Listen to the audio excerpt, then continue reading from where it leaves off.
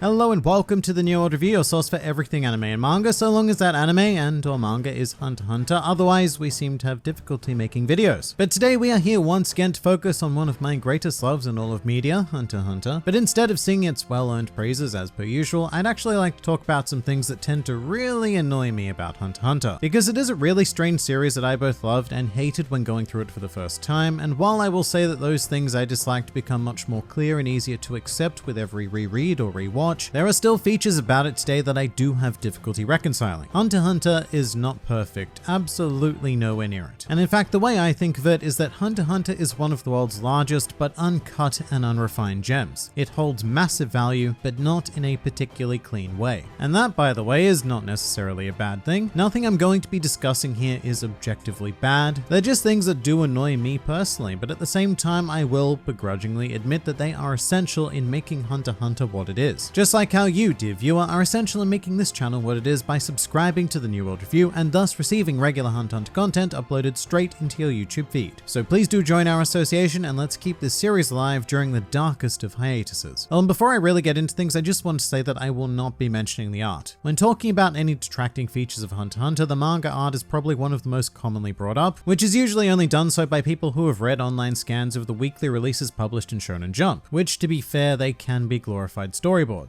However, most of, if not all of these issues are fixed in the volume releases, so I have nothing to complain about there because it's no longer an issue. Amazing. I'm not so sure I can say the same for everything else. And with that smooth aft transition, my first big annoyance with Hunter x Hunter is very generally Togashi's story structure. So despite working in the often wanky and narratively questionable world of theater, I actually really tend to enjoy classically structured narratives. In particular, the super simple concepts of setup and payoff. And there are many times in Hunter x Hunter where things are painstakingly set up only to be abandoned with no payoff. Or then there are times when payoff occurs with no setup. Sometimes they even operate in conjunction to one another. For example, during York New City, we spend a lot of time following Miluki's journey, and in a typical story, we would be setting him up to be a major part of the Greed Island arc, as either an antagonist or an ally, because that is how setup and payoff works. Instead, what we experience is the setup and then abandonment of this entire story thread with Miluki. And examples of this are very common in Hunter x Hunter, where you could remove entire subplots that are never resolved, and the series itself would probably feel no different. And my wife refers to this in her reviews as the practice of pantsing, which basically means Togashi making the story up as he goes, which means he will set up certain elements and then decide how to use them later down the line rather than planning them in advance, which does lead to some very interesting stuff, but it also means that, more often than not, a lot of setup pieces don't fit very nicely in the overall puzzle, meaning that Togashi is forced to throw them out, usually rather unceremoniously. Which isn't to say that all of this is accidental, and I will say that Togashi does quite often engage in deliberate subversion by setting something up with the intention of not paying it off. Like the final phase of the Hunter exam, where he laid out the structure of an entire tournament, only to effectively conclude both it and the entire arc right after the first fight. And in fact, come to think of it, almost every arc in the series ends with a super jarring and sudden halt. Like Greed Island, where the finale took place in the form of a delightful quiz, or the Zoldyck family arc, which ended with Kilowek just casually leaving the estate, when the setup seemed like it was headed towards a more extended conflict. And due to this, it can leave viewers or readers with a feeling of many arcs being underexplored, like perhaps Heaven's Arena, which introduces concepts like Floor Masters and Battle Olympia, only to have our main characters completely ignore them, which is fun and I think a great metaphor for Togashi being too distracted with his own desires to pay attention to generally accepted story structure. And at this point, I really do want to emphasize that there is no right or wrong way to tell a story, and I'm not saying that Togashi is doing things wrong here, definitely not. However, there are certainly more efficient ways than others to tell stories, and Togashi lands on the less efficient side of that scale, meaning that there is a lot of time and energy invested into things that don't provide narrative profit, which I think Hunter x Hunter can suffer quite a bit from on your second or third read or watch through, because you know what is and what is not going to be relevant. With all of this said though, the pantsing strategy is very high risk, but also high reward, because it leads to a feeling of complete unpredictability, whereas strictly plotted series can become easy to read well in advance because you can see the structure being built, and eventually, if you have enough foundation, you'll be able to picture the house. However, with Togashi, it's almost like watching a magician. He distracts you with certain elements whilst preparing others to hit you within the shadows. So it's a style of storytelling that is something I both love and hate, but Hunter x Hunter simply would not be what it is today without it. Now, my next general dislike is very much related to this idea. It's actually a knock-on effect of the pantsing style, which is presented in the frequency of vanishing and underexplored characters. Once again, in a plotted story, everything is designed with a purpose, and if a character is introduced, introduced, then ideally they will have a purpose. And additionally, if they are major characters, then they would assumedly have some sort of arc to follow over the course of the story. And this sort of thing can be really tricky to pull off when you don't plan too far in advance, which you can see very clearly in Hunter x Hunter, where every new arc introduces a large band of new faces who have varying degrees of relevance, and then after the conclusion of the arc, they are, for the most part, never to be seen again, because we don't really plan that far ahead. Now, the elephant in the room here is obviously Leorio. He is the standout example because he was most certainly created with the intention of being a series mainstay, but instead Togashi either ran out of ways to keep him in the mix or simply didn't want to because his focus evolved. And thus, Leorio had no place in a rather incredible proportion of Hunter x Hunter. And while I do understand that, it is a bit annoying because I invested time into Leorio and I grew to really like him, so his absence was very felt. But he is far from the only example. Hunter x Hunter is also full of characters who are just there sort of for the sake of being there, sometimes with maybe arc-specific roles, and then they just vanish into the ether. And I think a great example of this would be Zeppiel. This man exists almost exclusively to explain the process of various types of auctions. A subplot that never really actually goes anywhere because eventually we abandon the whole idea of participating in the auction, which leaves Zeppiel with very little purpose in this world, and rather fittingly, the last thing we see of him is being useless and defeated on the floor of the Hunter exam. In a plotted story, Zeppiel would either have been instrumental in getting Gon and Killua a copy of Greed Island, or he would have not existed at all. Instead, we have this strange middle ground approach where a surprising amount of characters fall into. And I do want to say that these are not forgotten characters as many will claim. That would imply that Togashi accidentally stopped including them. I would actually like to give Togashi more credit and say that they were purposely abandoned because there was simply nothing else to do with them. And another random example would be Goreinu. Goreinu has shockingly little purpose other than to exist and fill a slot in a game. Several slots actually via Nenbeast, but other than that,